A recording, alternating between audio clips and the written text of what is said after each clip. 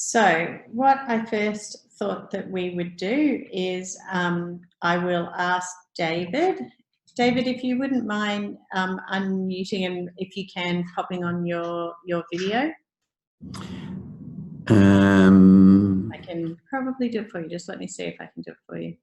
Yeah. Can you hear me now? We can hear you, David. Yes. Great. Yeah, it's showing us unmuted. I'm just not entirely sure if your video is working, but that's fine.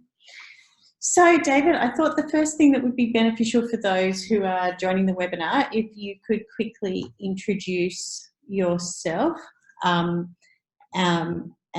really what your key takeouts were from the UN General Assembly Week. I guess most of those who are on the call will definitely know what UN General Assembly Week is. And for those who don't, it's the actual week that the UN meets with, or the UN delegates meet with all the official country heads globally. From the UN Global Compact perspective, it's also when we host what's called the Leaders Week, where there are CEOs, managing directors and board members from across the globe and predominantly from the participant companies of the UN Global Compact, but also companies who are looking to join. And this year, the focus of the focus of the Leaders Week in the UN General Assembly was on climate, particularly with regard to limiting warming to 1.5 degrees. And there was also a very strong focus on the Sustainable Development Goals, or the SDGs, and how they interlink with climate. So, David, perhaps you could briefly introduce yourself and then maybe tell us overall, what you attended on UN General Assembly Week and your overall impressions of that week as a business leader. Right, okay. So look, I suppose the big picture impression that I got when I was there and I've been left with is just the enormity of that week. So probably in very similar vein to others, you've seen footage of the UN General Assembly and political leaders in that giant room and being addressed by other leaders from around the world and so on. But I didn't really fully appreciate the number of events that are going on in the UN and around New York, and breakfasts associated with that week in five-star hotels and all that kind of thing across the entire city. In fact, the UN really, I think it's fair to say, takes over New York that week. And so I'd registered for lots of things, and Corinne had registered for other things, and but really, I think it's fair to say we kind of just scratched the surface. But the primary reason for me being there was the Private Sector Forum, which was convened by Antonio Guterres, 350 predominantly business people from around the world, and that was on the Monday. So that was taking place in an auditorium adjacent to the General Assembly itself. So that was taking place while Greta Thunberg was doing her now very historic speech. It obviously would have been nice to have been a prime minister of a country or a foreign minister and have been in the main chamber to hear that. But the whole of the UN really was abuzz with that talk afterwards, irrespective of what particular event you were in. And the Private Sector Forum itself was really fantastic, actually. I was sitting at a table with Mike Cannon-Brookes, one of the co-founders of Atlassian, who I hadn't met previously. We had a great discussion over lunch.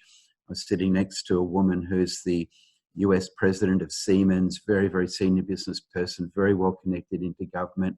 And everybody in the room kind of, I guess, had those kind of credentials. Around about midday, a number of people moved from the main chamber into our area and our meeting and talked to us. So Jacinda Ardern spoke to our group, Al Gore spoke to the group, Antonio Guterres himself, the global head of Mahindra, one of the giant Indian corporations, spoke about responsible business and the role of business in mitigating the effects of climate change and so on. So that was the Monday, but then every other day there were very significant events. And there was another, business forum later in the week that Paul Polman spoke at, and John Denton, who's the head of International Chamber of Commerce. And both Corinne and I agreed that the talk by Paul Polman, who I'm sure you all know him, but for 10 years he was the global head of Unilever, and only stepped down last year, really, and he's the chair of ICC, and I think chair or deputy chair of Global Compact. Co-chair of Global Compact with the Secretary General. Yep. And I've got to say, he's kind of, I guess, from a corporate perspective, always been a bit of a hero of mine. He's quite famous in business literature and folklore for really in his first month in the job, when he was appointed to run Unilever 10 years ago, he came out and he said, I won't be doing quarterly earnings reports or forecasts to the market, because I've got a much bigger long-term agenda as to where I want to take this corporation and its footprint in society.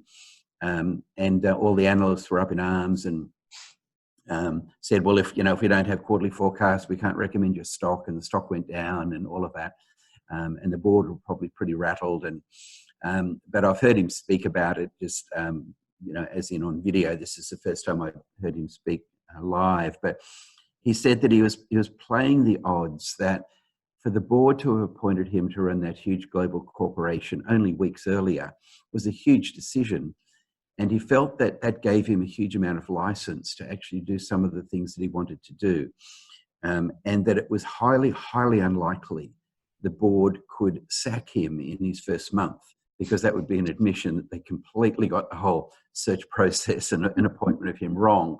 So he knew what he wanted. He'd kind of, he's very clear about his North Star, and he just stayed the course. And it wouldn't have been easy. And he just pushed through and pushed through and pushed through. And of course, built a fantastic corporation with a wonderful, reputation for responsible business.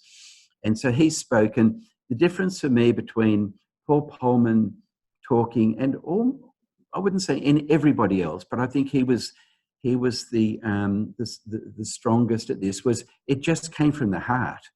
And yes, he had all these facts and figures, and he's an absolute subject matter expert, sure.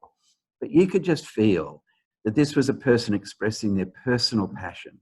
And it was almost a plea. He spoke about how much do we really care. We're not going to achieve our aims with the SDGs unless we really, really deeply care inside every one of us. And he asked everybody to question how strong was their will to do whatever was necessary, to change their lifestyle, to be brave, to speak up, to participate. And I just thought it was beautiful. And, Corinne and I both said to each other, well, I'm sure every single session is videoed. So let's hope that speech is somewhere on the net or YouTube or whatever. I'm sure Kylie with her team with their investigative powers can find it. I'm sure that we'll be able to find something. It sounds like what you're saying, that, Paul Polman really invigorated you during that week. I guess I'm also really eager, given that you were personally invited to go to the private sector forum, and that invitation is obviously one that's kept for very important people like yourself, David. It would be really good to understand, your takeaways from both listening to Paul and, amazing world leaders like Jacinda Ardern, and understand if there was anything, beyond obviously the will and the need for us to actually work together to achieve the SDGs, that you think are practical things that we could implement here in Australia, and that business should actually start really doing now to assist us with meeting those SDGs? Yes. So firstly, to capture the essence of Paul's talk, if you don't follow Corinne on LinkedIn, please follow her. And she wrote a beautiful post, by the way, so you can pick up the essence of that there. But look, I think the overall theme of the week for me wasn't so much getting down to the granular of what are the specific steps business needs to take. And in a way, it's difficult to do that in 1, 2, 3 hour meetings. But really it was right back at that high level of business has to get involved. Business has a critically important role to play here. And any notions that the world, we elect governments to solve the world's problems or our country's problems, and it's the domain of government and it's their responsibility. And, it's the responsibility of tertiary institutions to educate people. It's the responsibility of NGOs to look after people who've fallen through the cracks. It's the responsibility of business to make profit for shareholders. They've each got their discrete roles in society, and there's no overlap, and they have no responsibility in each other's areas. That is a complete fallacy. And I would imagine if you're on a call like this, or your organisation's a member of GCNA, then you're well past having bought into that fallacy anyway. But the constant reminder during the week was that business is very powerful. It's very, very well resourced. There's an enormous amount of intelligence and creativity resident in the business community, and the business sector can just have a massive impact on things like climate action, and needs to throw that expertise and those resources into those critically important global problems that we're facing today. Thanks, David. That's really insightful. I guess I'm also interested because having attended a couple of other UN events earlier this year around the high-level political forum on the SDGs, there was definitely, I think, some feeling or sentiment that a lot of the discussions that happen around the UN or associated with the UN are very, very high level, and there's, and for want of a better way of describing it, there's still a bit of this feel of, there's too many male, stale and pale people in the room.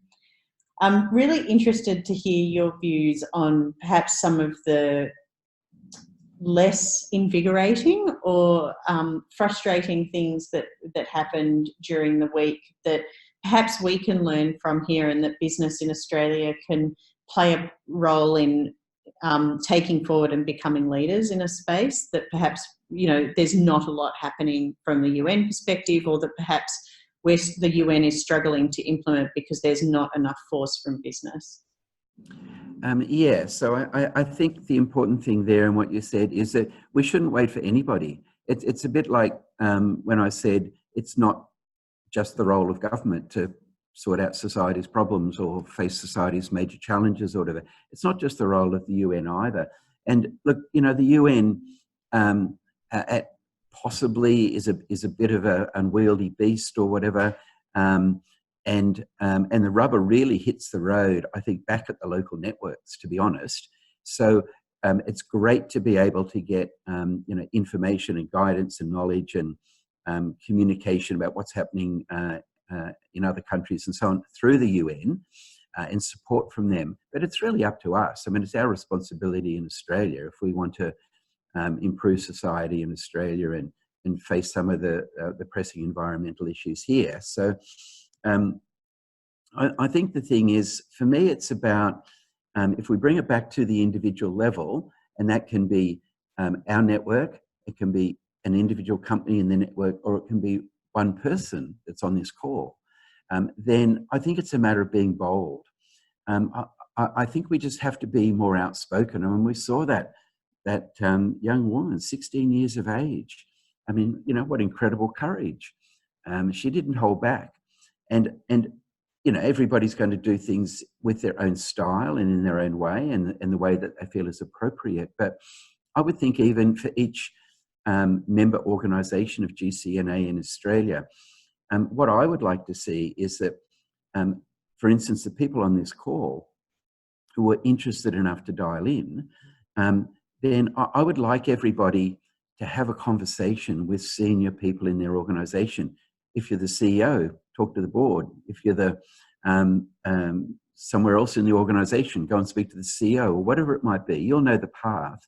But I think don't be afraid to speak up.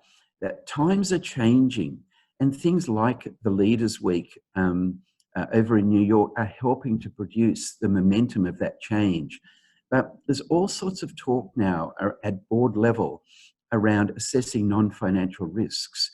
And the concept of just important decisions for companies only being made on the basis of legal or financial considerations, that's an old view now. That's a very old world view.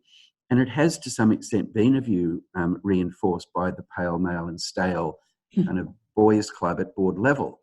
And one thing I participated in at the UN, I was invited to speak at Trailblazing Women one evening. And it was essentially a forum to set more targets in the corporate world around moving women into more senior roles.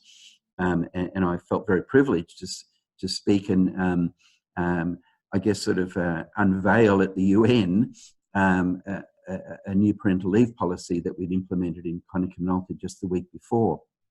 But so as younger people and as more women and as people from non-traditional backgrounds move into senior leadership roles and onto board positions in Australia, we're really going to see a shift. So if you think it might be a little bit daunting to send an email to the head of your company and say, would it be possible for me to meet with you for 15 minutes in your office, or would it be possible for us to go and have a coffee for 15 minutes? I would love to talk to you about something that I'm passionate about and that I believe that our company can possibly do more to further the positive aims of. I'd like to talk to you about responsible business. I'd like to talk to you about the SDGs. I'd like to talk to you about our membership in GCNA. I'd like to talk to you about potentially coming to some events with me over the next 12 months. I don't think you have to feel too concerned these days about not getting a receptive hearing to a request for a meeting like that, because honestly, the world's changing and these people are reading this stuff in the literature now. They're going to, Australian Institute of Company Directors meetings or whatever. They're hearing all of this, but in many cases, the knowledge isn't there. Don't think that just because somebody's the top of the company, they know everything or they're confident about everything. They're not. And if you're somewhat of a subject matter expert, or if you're simply passionate about the SDGs, go and share your knowledge with the head of your company and they will thank you for it. That's great. And very quickly, yes, I think we have a time for about a 30-second response before we move on to a conversation with both Andrew and Corinne. Do you think that Australia can meet the 2030 agenda based on what you've heard in New York? That all depends on how much we're willing to change from this point going forward. If we don't do anything more than we're doing now, then I think it's unlikely. And sorry to introduce that element of doubt. But if we build momentum, then yes, of course it's possible. Great. Thank you so much, David. Thank you, Kylie. I'll race off to my next meeting now, but thank you, everyone. Thanks for joining. Thanks, David. All right, so I'm now going to start our in-conversation with both Andrew and Corinne. So Andrew, if you want to pop on your video as well, and then we can start. So firstly, I'll go to Corinne. Corinne, this is your first time attending the UN General Assembly Week, and your first time actually being in New York as a UN Global Compact employee. Can you maybe take us through some of your key takeaways from the week? Yes, I would love to. So first of all, to everyone, thank you so much for joining the call. I know David's popped off, but I'm really appreciative of him also attending and sort of bringing some of those, I guess, top line impressions from the week. I have to say, I am still, and we had a call with Andrew earlier in the week, but I'm still digesting a lot of the information that came through over the week in New York. As David said, you go to New York and the UN during that week pretty much dominates the entire week. It's everywhere, it filters everywhere. There are entire blocks that are closed off to be able to attend the UN meetings. And so it's quite a frenetic and crazy week with a lot of emotions and a lot of people and a lot of expectations, to be honest. I definitely had my expectations for the week. And I'm not entirely sure why, because I'm quite pragmatic and I have attended large-scale UN meetings in the past with climate change conferences each year, and I've been disappointed in the past. And there were times in the week where, and I've said it before, but I felt quite disillusioned and disappointed about the level of inertia that I'm seeing globally in meeting the goals. And in the week, I think some of the big things that were coming out were really around the fact that we're just not moving fast enough. Like there's this huge set of goals that we need to meet. There are these 17 goals that we've known about now for a few years, and we have a decade left to get to them. And yet there's this sort of almost paralysis that's taken over, and we're really struggling to know how to get there. And so if you're on this call expecting any one of us to give you solutions, I don't think we have them. So please manage your expectations. But if you're on this call to sort of really understand what it's potentially going to take to get there, then these are some of my impressions. So one of the big things, and this is probably the big elephant in the room, is around regulation and government intervention. So yes, I agree, governments are not there to resolve all of the issues of the world. But at the same time, the meetings that I attended at the Private Sector Forum on that Monday, all of the businesses, it's fair to say, that were there, whether it be Microsoft, whether it be Suez, whether it be PricewaterhouseCoopers, were really talking about this need for regulation. And the fact that governments actually do need to step in. They do need to provide clear market indicators for businesses today. And that kept coming through time and time again. The other thing, the other pink elephant in the room, I like to call it pink, is around the fact that we're in a climate emergency. Now, we can play around with semantics. We can say that we don't want to call it that. We can sort of shy away from it. But the fact is, we're at 414 parts per million. And most of the speakers on that panel who've been working in climate change for several decades said that they were frankly shocked that that's the state of play that we were at today. And I think, we really need to think about what that means and what 3.5 degrees means globally. So that first day was really around climate change and climate action. And, sort of the backdrop of that event was really around this call for 1.5 degrees. And that 1.5 degrees comes from the Intergovernmental Panel on Climate Change Special Report, which was released late last year. And it really talked about what we need to do to get there, but also what will happen if we go over that. And this idea that we can play around with this system and go above 1.5 degrees is quite frankly quite frightening. And so I think that was a really big piece that we kept discussing. What do we need to do to stay within 1.5 degrees? What do countries like Australia need to do? And there again, regulation, carbon price, that came up time and time again. The amount of businesses that then said, if we don't have a carbon price, we will not decarbonize our economy. And that is just a basic fact. And we can debate this, we can have conversations, but we need a completely decarbonized economy globally by 2050. So there isn't that much time to have these discussions. So that was another big thing, and I'm probably going to keep talking about this need for regulation because it was a really big thing. And I think Andrew will probably touch upon it as well when he's discussing some of his points. So that's really from the climate change perspective.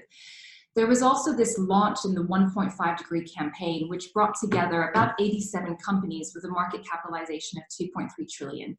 So we're starting to see movement here of businesses really stepping up and saying, you know what, we've heard the science, we accept it, we know that we need to change, and we're actually going to push back, especially when governments haven't set any clear indicators in place.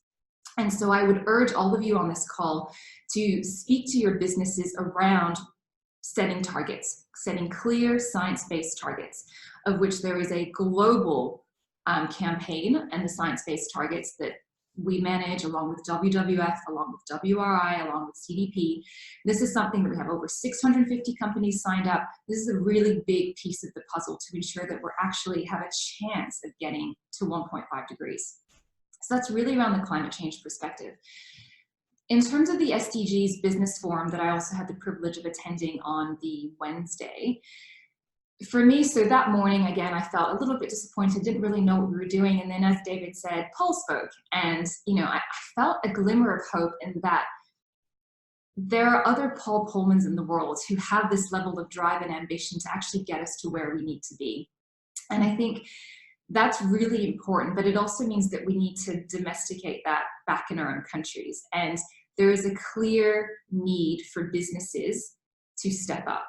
And, you know, we kept talking about, in one sense, advocacy, lobbying by businesses, by CEOs, by their boards, by employees, to actually see step changes. And I think that's another big thing that we need to see in Australia, are CEOs that have the courage to speak out and speak up and say, if we're actually going to meet the 2030 agenda, because we all know that BAU is not working, we're not going to get there, as David said, if we continue to operate in the way that we operate today. We need to make clear changes to the way that we function as businesses, as societies. And so that question of, do we really care, came out loud and clear.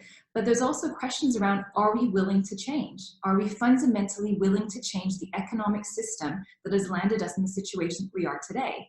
And those are questions that came up time and time again across the floor.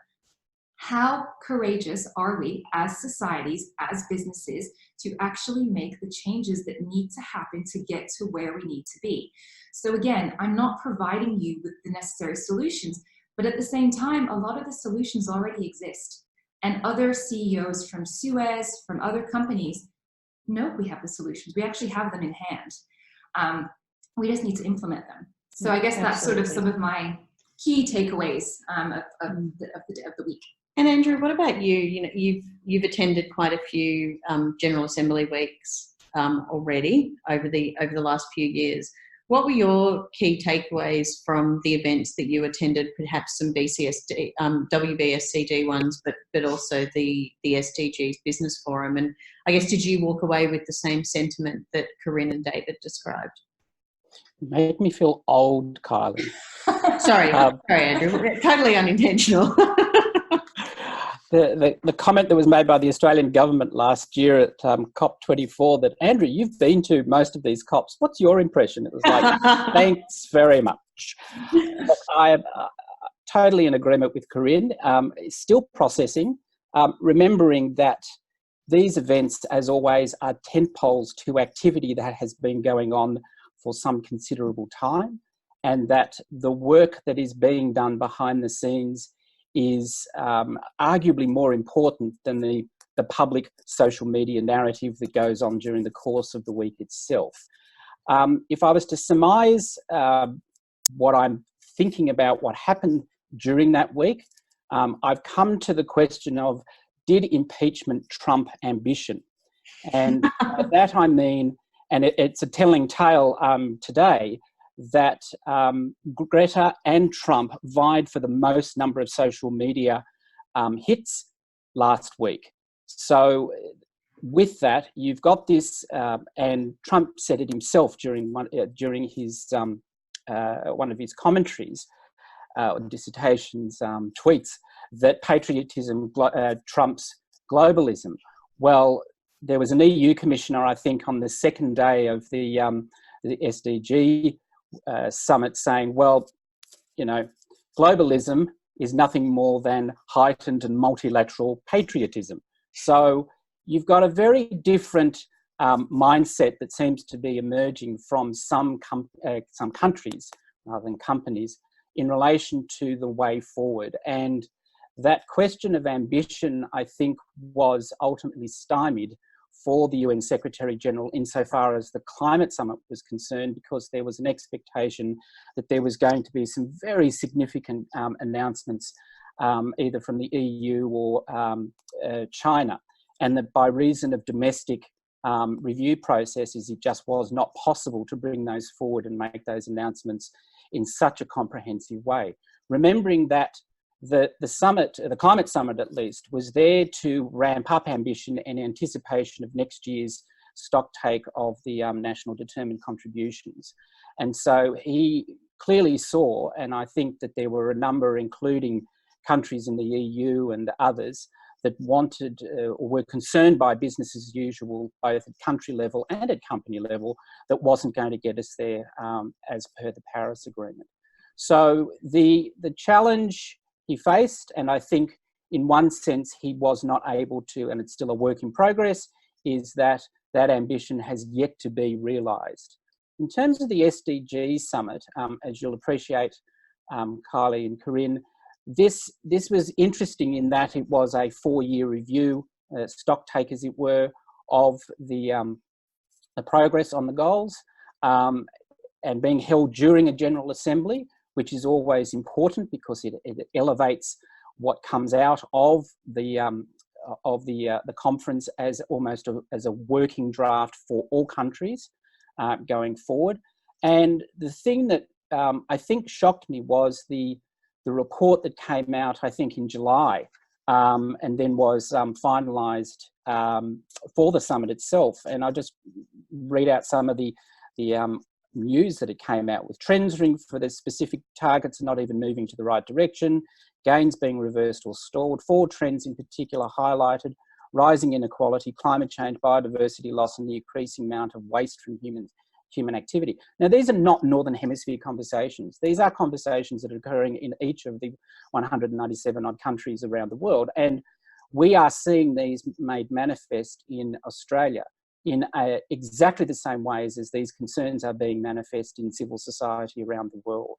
So the question of ambition was high on the agenda, but whether or not we saw an appetite from the countries at least to embark upon a business as usual plus opportunity, I think was probably sorely lacking. In contrast to that, you've got the companies, and the stark thing I found for this particular GA and the resulting summits was how much business was on the ground, how involved they were at all levels, both within the United Nations, but also outside of the United Nations process.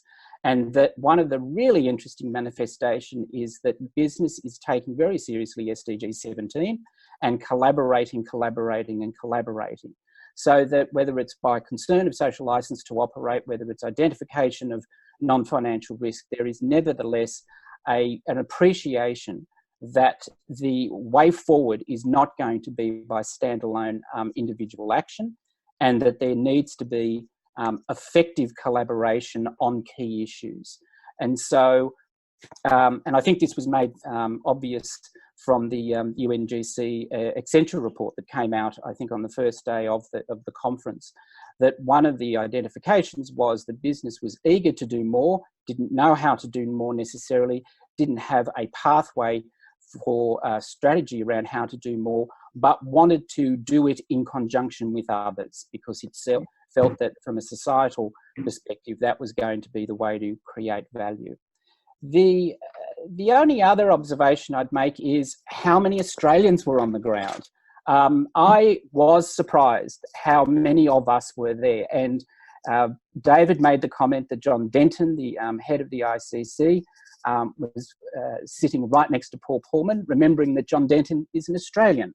Sharon Burrows from the ILO was traipsing around the United Nations. She's also an Australian. You've got Marty McBrien from the Climate Disclosure Standards Board, also an Australian. There are really impressive Australians at key vectors and in key roles in and amongst the narrative of climate and the SDGs. And I find that something that's not shared enough in Australia. I think we think that we are but a blip and a blimp on the narrative that goes on, and nothing could be further from the truth. There are active Australians participating. It's 3 of us here, but more so these tireless workers that are prosecuting a very Australian, pragmatic, practical narrative around how the work of the United Nations in conjunction with business and civil society is going to be achieved. Yeah, that's great. And I think, Corinne, Andrew touched on it briefly, and, this is what the report is that we're talking about, that in UN General Assembly Week, the United Nations Global Compact released its Accenture CEO study on sustainability, where actually it was great to see that there were quite a few Australian CEOs of Australian companies interviewed as part of the process. It'd be really great to hear, given that you were there for the launch. Can you talk us through what some of the main highlights were of this, noting that Andrew's comment around the fact that there is this call to action around SDG 17 and partnering to achieve the goals. No, absolutely. So with the Private Sector Forum on the Monday, the Decade to Deliver, so what you can see on your screens now, a call to business action, I would urge all of you to have a quick look at this. It's quite an impressive report. It's not the first one. They have this report that comes out every few years. It interviews over 1,000 CEOs globally that cuts across 21 industries in 99 countries. And you can really start seeing that progression and uptake around what CEOs are saying, what they're thinking around the SDGs. And I've just put together a few slides here in terms of some of the key quotes from the report and some of the key results. And that first quote is from Antonio Guterres, who is our Secretary General. And it's an important quote because, and I'll just quickly read it out. So we have to mobilize the private sector. It's 75% of global GDP. Moving forward, collaboration with business and key CEOs in the world is crucial when it comes to... Sorry, guys. I just got a note saying for people that they can only see the agenda slide. So just bear with me for 1 second. Sorry about that.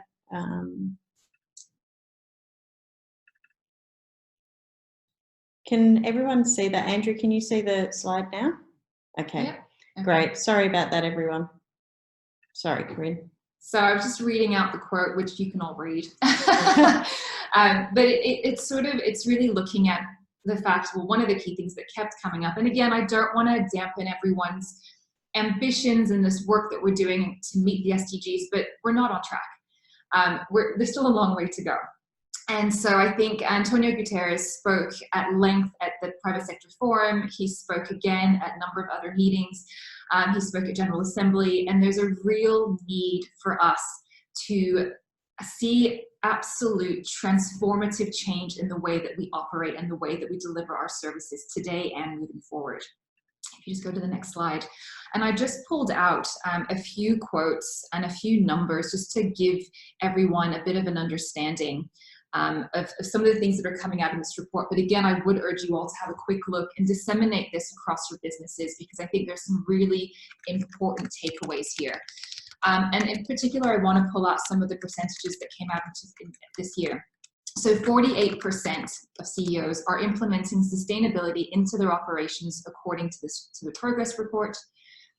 Oh, that's odd that we're not seeing the next. I'm sorry about this. I don't know why you're not seeing the same thing that we're seeing. There'll just be a few more slides. We'll just have to keep going back and forth.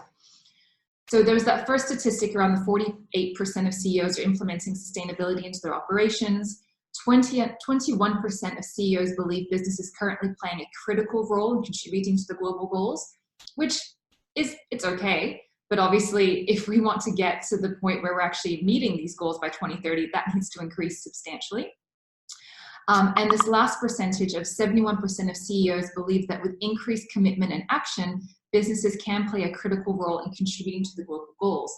But I would caveat that once again by saying, here again, and I know I'm repeating myself, but there is a need for stronger regulation to enable businesses to operate in such a way that we can actually meet the goals. These things do not work in isolation. And so when we talk about this sort of concept of ambition loops, that's exactly what we're talking about. The policy arena and the business arena have to fundamentally work together to be able to achieve the goals of 2030. We cannot have an instance where it's just businesses accelerating action. Whilst I absolutely applaud businesses doing that, and I want to see CEOs standing up and stepping up and saying that they will make the types of changes that are required, we also need governments, whether it be Australia, whether it be the US, whether it be France, it doesn't matter. We also need those governments to step in and provide the clear market indicators that will enable businesses to get to the point of saying, we're actually gaining traction here. And I'm just going to go to the next slide, so I don't know if we'll have to redo a little jig again. Sorry about this. So I hope you can all see this. Can you see that, Andrew? A decade to deliver. Great. So again, I'm just going to pull out one or two quotes. No. No. Sorry, everyone. This is. I don't know why not so painful. This doesn't normally happen with this application. Obviously having issues with a bit of tech here. I'll probably finish after this slide because this is a little bit annoying. Just so that everybody knows, if you missed the message, we will actually be sharing all of the slides afterwards. So you'll you'll see all of them now. You'll get all of them on, and we'll also send through a link to access the report. Exactly, because this report was really the cornerstone, to be honest, of the meeting, and to really sort of understand state of play. Where are CEOs at? What is it that they want to see? And so again, some of the key statistics that I want to pull out here in terms of CEOs calling for bold action, it's really around, so you'll see there's 8 statistics here that we can see. So that first one, around that 28% cite absence of market pull as a top barrier to implementing sustainable business. And then 88% believe that our global economic systems need to refocus on equitable growth. These are the types of discussions that we were having across the day. So companies, for instance, like Microsoft, when they felt that there was a lack of regulation, stepped in themselves and decided to put in their own carbon price internally. There are countless examples of this where, in lieu of governments stepping in, businesses have had to fill that void. That's not to say that they're still not advocating for those changes at government and policy level. They still are, but they're also not waiting. And I think that's a really important piece of the puzzle here. And David touched upon this. If we think that waiting for that perfect system to be in place to actually get to where we need to be, it's never going to happen. And I know that's basic. We all know that. But that came up loud and clear because, quite frankly, it's not easy. It's not easy to be a pioneer in a system where it might be quite conservative. And there were a number of countries that talked about how conservative their boards were, how conservative their CEOs might be, how conservative societies might be. But you can't wait. And so this report is actually quite a good broad overview of what CEOs and businesses, including our own in Australia. So Australia Post, for instance, Christine Holgate, had a lot to say about where we are and where we need to be moving forward. A number of CEOs across Australia were also interviewed, so you can really contextualize this to Australia. So I think it's a good report. It's a good way to have those conversations with CEO and boards. I think it speaks to that level quite well and quite clearly. And I think it's just something that you can sort of keep in your back pocket when you're sort of looking at where we are and where we need to be. Yeah, that's great. And I mean, from a Global Compact Network Australia and UN Global Compact perspective, we'll definitely be dissecting this report and filtering it down to see what we can start implementing here in Australia. And I guess, Andrew, it'd be really great to understand too, in your capacity as CEO of BCSD Australia, what some of the key, ideas or activities are that you'll be implementing to assist with your takeaways from the UN General Assembly week. Yeah, so thank you for that. And I'm about to ask you for access to share so I can actually put that up on the screen. Can everybody see that? Sorry, what a silly question, Andrew. Can Kylie and Corinne see a slide?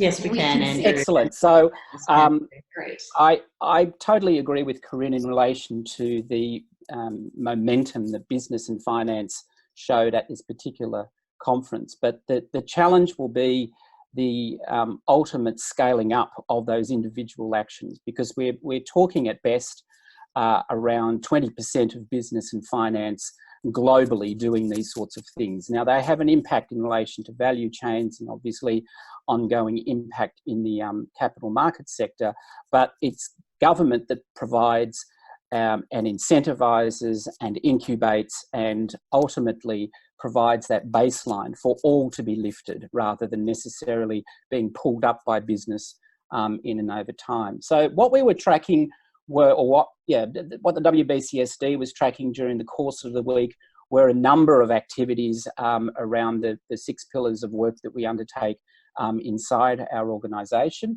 and going around very quickly from left to in clockwise direction. The one that I found, or the work I found really encouraging, was that on food and nature, the activity that seems to be underway in and amongst the consumer and the agribusiness and even the fintech sector globally around the realisation that SDG 1, 2, 3, 6, 13 and 14 and 15 for that matter are really going to play an important role, not just in relation to addressing climate change, but they're going to have a material impact in relation to ensuring no one is left behind and that the world is adequately fed. And so the challenge that one of the conferences that I went to, which was the Barilla Foundation's Fixing the Business of Food, was how is the responsibility of business going forward that takes a significant take from natural resources to deliver a fairly indifferent product dividend in relation to food into the global community. What role does it have to play? And it was quite profound, the speakers that we heard, which included Jeffrey Sachs from the SDSN. We heard Charlotte Erzbol from UN Global Compact. There was Diane Holdoff from the WBCSD. And the one that I found interesting, in that picture, is the guy looking off to the right, was, what's his name? Gerbert Havenkamp, the Executive Director of the World Benchmarking Alliance. And this particular alliance is looking at what is the progress of business action on the SDGs and the increasing naming and shaming that that kind of alliance is going to start doing. And interestingly, the UNGC and WBCSD members have all indicated that they're happy to be part of that. So to take Corinne's point, you're starting to see almost self-regulation being part of the way in which you're going to see results occur.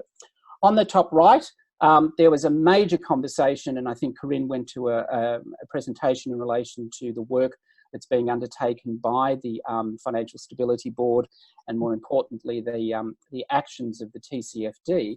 And in that, we had the CDSB, the CDP, the GRI, and SASB, and acronym soup, talking about how there is now really good tangible examples 1 year on from the introduction of the TCFD to understand, to help business understand what is leading practice, or they call it good practice, in relation to reporting against the TCFD. And again, to take my Australia point, Australia is mentioned in it. There is a sectoral reference to Australia in that particular report. So I would encourage you to go and have a look at it. It's widely available. Bottom right, again, the Climate Week conference that goes on was extraordinary. Over 300 listed events. And that doesn't include the private meetings, the dinners, the one-off cocktail parties with really bad canapes on occasions, going on right throughout New York, where business and finance, almost in a different world to the governments down at the United Nations, talking about what that ambition is going to be and how they're going to do it.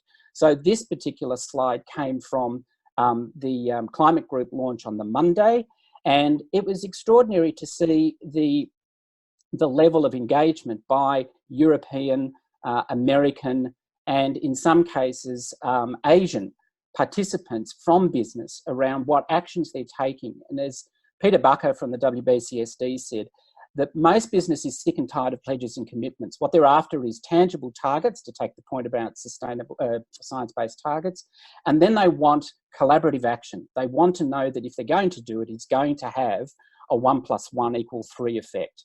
And ultimately, that they want to then be able to be held accountable for it, because that creates value in the capital markets as a result of it. And nowhere more so was the conversation around the launch of the Principles of Responsible Banking. And again, we saw Australians absolutely front and centre in that particular initiative, with the work of the National Australia Bank and Westpac being well and truly part of the original, I think, the 38 founders of banks that have started the development of this almost 24 months ago. And the UN summit was the opportunity to launch it. An extraordinary exercise, in one sense, should have happened a lot earlier, but the fact that it has now happened, and that there's 130 banks from across the known world, it's not just a developed world narrative, was really quite impressive.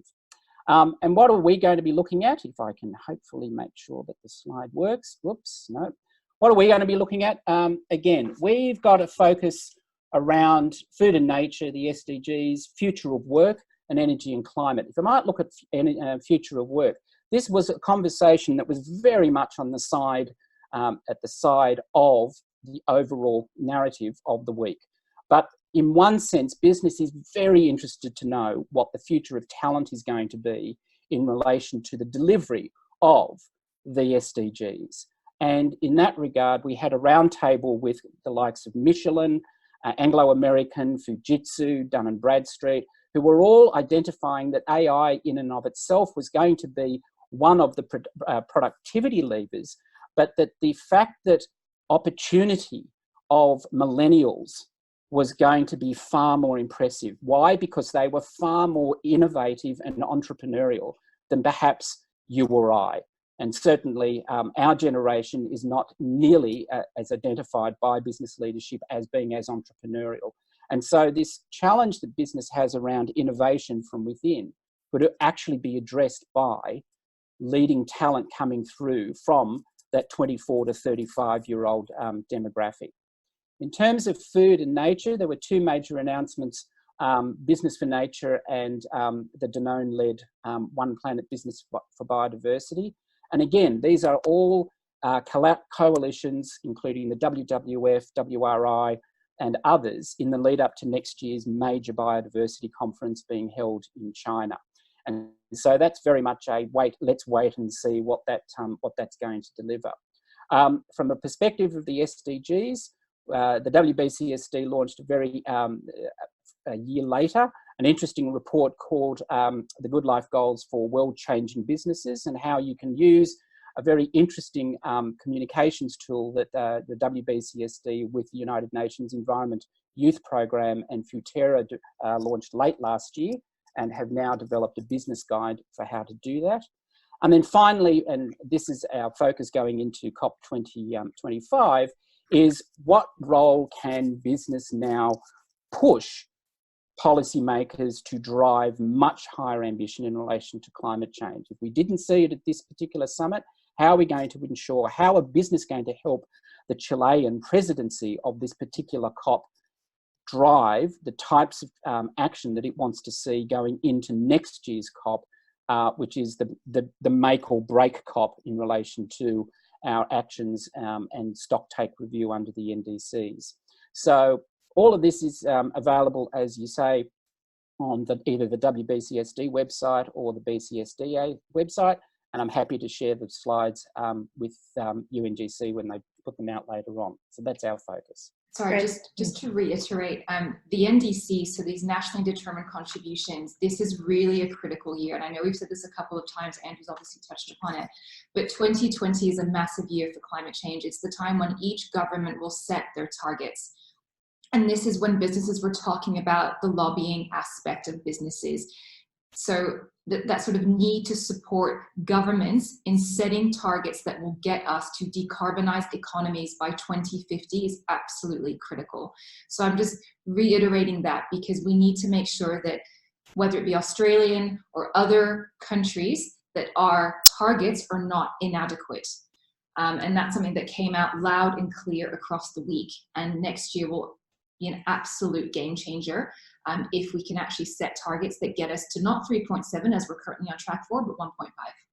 And just to annoy Kylie for 1 second, but to support Corinne's comment, you're seeing both the UNGC and BCSDA play a very collaborative and supportive role by encouraging business to be part of the how do we create the framework for engagement with policymakers. So the announcement that UNGC made in relation to the need for a transition authority, our own chair, Dr. John Hewson, made the comment that there needed to be a bipartisan and whole of government transition framework that needed to be put in place even before we looked at the NDC. And then our own climate action statement, which was launched at the beginning of last week, calls upon business to be and to step up to help policymakers frame in Australia the response to that low carbon economy that Corinne's talking about. Thanks. I'll hand back to Kylie. So I'm very, very conscious that we've got about 2 minutes left. There was a question around whether there was discussion on water security and how we're tracking on SDG 6 and the intersection of water. There was a report released by the UN Global Compact over the last, I want to say, 6 weeks with regard to oceans and looking into detail about what work we need to do to improve SDG 6. So what we'll do is we'll send that report around when we send the copy of the slides that Corinne presented and also the ones that Andrew presented. And then, Olivia, if you have any questions beyond that, perhaps we can take those offline because I'm a bit cognizant of time. But it absolutely wasn't a key focus of this year's General Assembly week, but there would have been a couple of side discussions about those. And then also very quickly, Andrew, can you repeat the name of the organisation that the gentleman with the, I think it was either German or Austrian name, worked for? Oh, your first? yes, the World Benchmarking Alliance. World Benchmarking Alliance. Thank you. So there will be a very brief survey that comes out afterwards. I know no one really likes surveys, but please fill it in, because it means that we get some insights on whether these webinars work and whether we should do some more collaboration going forward and how beneficial it is to all of you. So I thank you to everybody who jumped onto the call. 8:30 a.m. is quite early for some people, particularly during school holidays, so we appreciate it. And Nicole, I will address your question around the intersection of human rights and climate change separately, but yes, there were some discussions, and it definitely, human rights filtered in a lot stronger than what it has in previous years with all of the conversations with regard to climate, but also more broadly with regard to the SDGs and the acknowledgement that the SDGs are actually a rights-based agenda. So thank you again, everyone. Thank you very much, Andrew, for your time. And for those Perth people, thank you for dialing in at 6:30 a.m. We are so sorry to do this. No. We just Go back to bed. had time constraints. We absolutely understand that 6:30 is very early in Perth. But we will send around a link to the webinar as well. So please, please, please share it with everyone in your organisation. Make sure that you pop it on your company newsletter. We'd love to make sure that everybody else gets it as well, so not just those who dialed in. And if you've got any other questions, please feel free to email Corinne, Andrew, or myself. We'll make sure that we include all of our email addresses on the email. Absolutely. So thanks everyone, and thanks Andrew again. Thank you, Andrew. Thanks, everyone. Bye. Thanks. Bye.